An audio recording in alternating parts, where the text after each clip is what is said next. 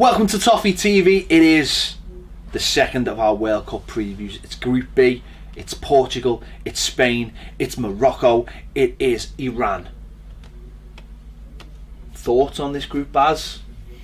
Interesting. Well, I mean, I think what is good about this group is that two of the heavyweights of the tournament face each other straight away in Portugal and Spain.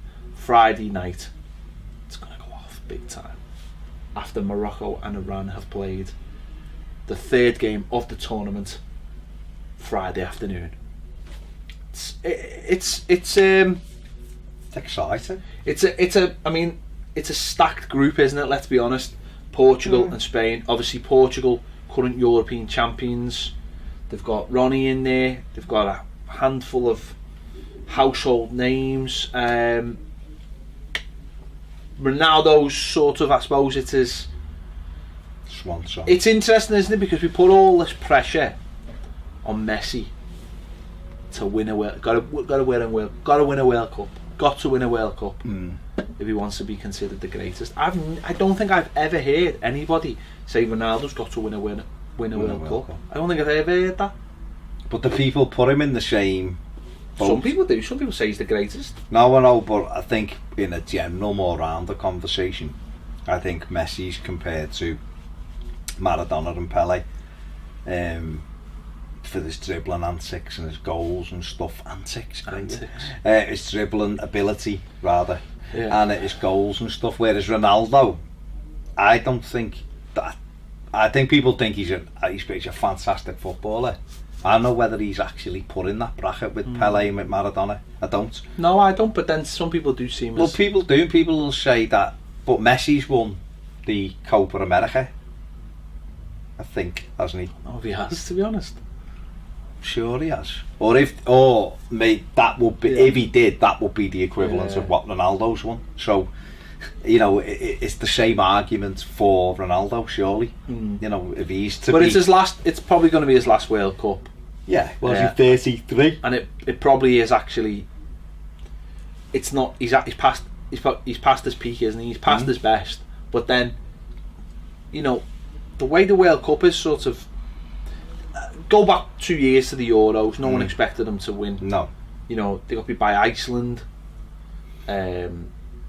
Just made it out the group, and yet went on and win it. And he didn't even play the full game in the final. He played first 20 minutes and then went off injured. And coached the team. Attacked by moths, if you remember rightly. And then coached the team basically. Didn't see Salah doing that. Adair scored the winner in that. He was bang average at Swansea. So I don't know. I don't know whether I expect them to get out the group, but I don't expect big things from them because I don't think, apart from Ronaldo, I don't think they've got a goal scorer as such. I think they've always struggled with it. I think they've always produced good sides, but never had that goal scorer. And then obviously Ronaldo come to the fore, so that really helped. But I don't know if they've ever had that real goal scorer who could take them up to the next level. No, that's been a problem for them. They've always had good players like Charisma. They've had Samau. Remember Samau was the big thing, and abilities being a Jao Moutinho. Going back, they had Sousa and players like that. But the strikers were always like Helder Postiger, who had come into Tottenham and got one goal, or should probably score against Everton. The odd goal, and they've never had like you say, an out goal scorer really, which all their ability has been spread around the pitch, but never really in the probably where they needed it, at the peak time. And he's the one, but they needed another one with him because he's only really gone into being a centre forward in his latter years. He was a wide player. He was a player who played off the striker, and I think they needed someone to take the physical elements away from him to allow him to do his thing, and he'd never really had that. Spain are an interesting team because obviously having won a World Cup, a couple of European Championships, and then fallen flat last time out, I don't know how much is expected of them, but because there's not that much expected of them, you look at the side, you look at the players, and you think you know, they've still got a really good team. They've got. I think they've had to change the style slightly with Costa being up front. You know, but they've still got so much talent in that squad. I mean, the talent they've left out's incredible.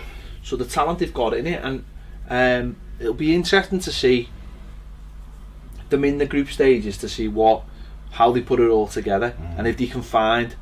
I mean, in the past it was you knew what you were getting. You were getting that pressing style, but added with the tiki-taka, but added with, you know, seeing Ramos there, you know, you added with that kind of bit of steel and a bit of directness when they needed it. But there was just such a fantastic football inside, and you know, the way when they beat Italy 4-0 in the Euros, it was just ridiculous how good they were.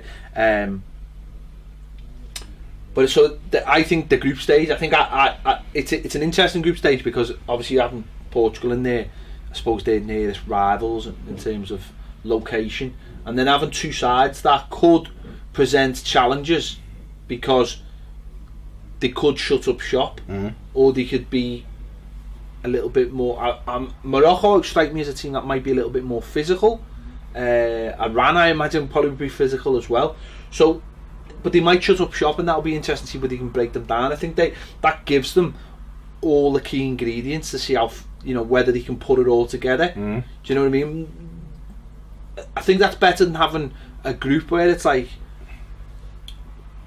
easy, because I don't think you ever find anything out about yourselves if it's easy. I mean, to be fair, I don't think you get easy games at this level anyway. No, the groups, you see groups and you go, that's a comfortable group, and the games don't always pan out exactly how you'd expect to. You know, I think Spain, you're right, they were outstanding in the 08. Yeah. You know, when they won the World Cup in 10 and the Euros again in 12. You know, that team was just absolutely brilliant. You know, and they were always I wouldn't say the butt of the jokes, but they've got no bottle, they can't put it together. They've got talented players, and then it clicked in 08, and they went on and on and on, and they have had to change the way they play now. They've got a wealth of talent. But at the top end of the pitch, you know, there was Torres and there was David Villa, you know, and but it was also Xavi and Iniesta pulling the strings. I know Iniesta's still in there, but and they had Pedro at times. You know, these smaller, faster players. Now they've got that physical presence of Diego Costa, who will cause problems for teams, and they flank him with players who can get goals as well. So, but they've still got the ability in the midfield. They've got, you know, that level of control that are technically a brilliant side, but they could go, you know, either way, couldn't they? The ability's there for them to win it quite comfortably, but if they're not heavy in terms of the goal scoring, I think they got. That's what I'm saying about the group. I think they get off to a good start. You play Portugal, you know, first game. In some respects, that's a good thing, but in other respects, if they were to lose the game, you know, pressure on them. They're going up against Iran, who broke the record for 12 consecutive clean sheets in qualifying. So they're quite. No, that's wrong. It was North Korea who broke the. Was it? Yeah. Their record. Unbelievable. They've never lost a game. Never lost a game. Won every World Cup apparently, according to Kim Jong Un. So they're obviously defensively very, very disciplined. You know, and I shouldn't imagine they're going to come out all guns blazing against those sides. You know, they probably look and think 5 points could get us out the group here, and they made their first game against Morocco. Well, that's what's interesting for the flip side of those two. It's those two, because again, when we spoke about Group A and the way that panned out, this is similar. You know, Morocco and Iran. If that's their winnable game, you know, if they can get that win in that first game and then suddenly go into that second game, you know, especially if the winner of that one plays the loser of, you know, well, it could happen. But if the winner of one against the loser of the other, and then all the pressure suddenly is on. It's a pressure game, isn't it? It could be interesting. You know, get a draw in that, and you're 4 points up. But I mean, both Morocco and Iran have got players to look out for. I mean, Morocco have got more household names than what Iran have. You know, you're talking Ziyech at Ajax, who's been linked with Everton quite a lot. Fantastic player, good ability, you know, direct. We've seen him being brilliant on the way to the Europa League final last year. You know, he hasn't quite been the same without Davy Klaassen. No, but you know, he's a very, very good player. There's Benatia at Juventus, the centre back, so he's obviously playing at a good level. So there's players who we know. You know, we've also singled out Sace, who's at Wolves. So people. Morocco are like, obviously they're always a nation. They're a nation who are. That you can see Morocco from Spain. For a start, you can. I mean, that's actually that's 2 derbies. Yeah. Technically, it's not. Well, Gibraltar's not. Well, let's not get into that. Yeah. But you can on a clear day. You can see Morocco. You're not doing. Yeah. You can see Morocco. So actually, that's 2 derbies. That's 2 derbies. But Morocco, because they are right on the tip, it is that mix of like a European. You're just thinking of El Hadji. No. You might thinking of El Hadji, you're thinking of Hassan Kashouf. No, but what's interesting about Morocco is they almost straddle 3 continents because they're right on Europe, they're in Africa, and you've also got, you know, you've got the Middle East, and you've got Asia, or you know, they straddle really from their location. So you get different influences and style. You know, a lot of their players coming to Europe, and you have a lot of players from that area who are.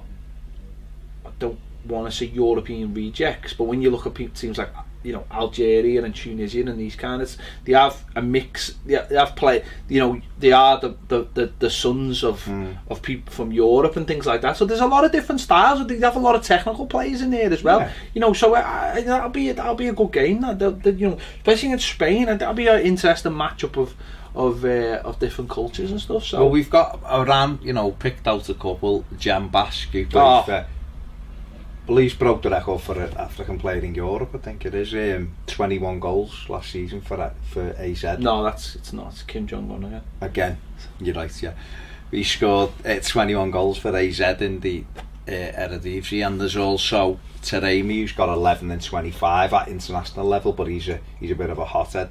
But he's a very, very good player, quick. And there's Godas, who played against Arsenal for Osterund, who's very good as well. So they've got players that can hurt you, but I expect Iran to be more disciplined than what Morocco will be in terms of start from the defensive point of view, keep it tight. But the interesting thing is, like you said, is the key games are almost the first game. Yeah, you've got to be brave, haven't you, in your first game, because a draw for both of them, although they say never lose your first game in these tournaments, when your next 2 games are Portugal and Spain, you've got to be brave, because if you can get the win, like you said, because we've seen teams do that. I think New Zealand did it 4 years ago, didn't they? They went out the tournament undefeated. 3 draws. 3 draws. Means nothing. You win the game, you've got the 3 points. No. If whoever win, you know, if you can win that opening game, essentially you can nick a point off both of those, you're through. 5 points, you're through. So I think, anyway, I know Spain and Portugal quite easily beat both of them and have 6, but you're giving yourself a good chance with the 5 points, aren't you? So who knows? Yeah, it looks like a good group. One of the obviously starts on the Friday, 15th of June. So yeah, 2 key games. It's the key games in the group. The opening game. It's fascinating. Yeah, fascinating. First day of Group B. There you have it. There you go. Group B sorted. Let us know your thoughts in the comments if you have any thoughts. Is there anyone we missed out? Any names that we should be talking about? Who is going to be the star man for each of these teams? Let us know your thoughts in the comments. Useless fact: Morocco manager managed Cambridge United for 25 games in 2004. There you go. Before he was sacked. No, Kim Jong-un done it again, didn't he? And took into the Premier League. Sorry, mate. Won the Premier League League twice. Yeah, Unbeaten. yeah. See you later.